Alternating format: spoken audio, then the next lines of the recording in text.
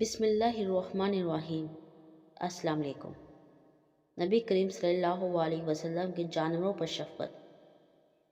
رحمت العالمین ایک مرتبہ ایک انصاری کے باغ میں تشریف لے گئے۔ وہاں ایک اونٹ تھا۔ جو ہی اللہ کے رسول حضرت محمد مصطفیٰ صلی اللہ علیہ وسلم کو اس نے دیکھا تو دکھ بھری آواز نکالی اور ساتھ رونے لگا۔ اللہ کے نبی صلی اللہ علیہ وسلم اس اونٹ کے پاس گئے اور اس پر شفقت سے اپنا ہاتھ مبارک پھیرا تو وہ خاموش ہو گیا۔ آپ صلی اللہ علیہ وسلم نے پوچھا، یہ اونٹ کس کا ہے؟ اتنے میں ایک انصاری نوجوان آیا اور بولا، اے اللہ کے رسول صلی اللہ علیہ وسلم، یہ اونٹ میرا ہے۔ آپ صلی اللہ علیہ وسلم نے ناراضگی کا اظہار کرتے ہوئے فرمایا، تجھے اس حیوان کے بارے میں اللہ تعالیٰ سے ڈر نہیں لگتا؟ اس نے ابھی شکوہ کیا ہے کہ تو اس کو بھوکا رکھتا ہے جبکہ مشقت پوری لیتا ہے اور اسے تھکاتا ہے۔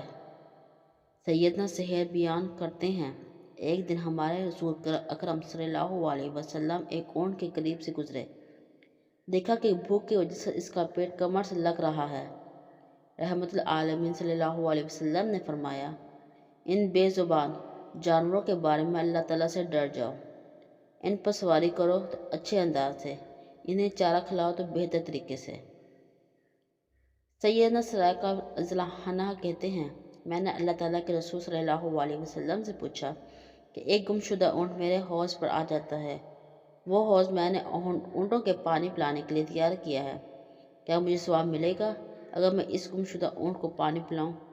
نبی کریم صلی اللہ علیہ وسلم نے فرمایا، ہاں، جو بھی حرارت محسوس کرنے والا، جگر رکھنے والا جانور ہے، اس کو کھلانے پلانے میں اجر و ثواب ہے۔ ابن ماجہ۔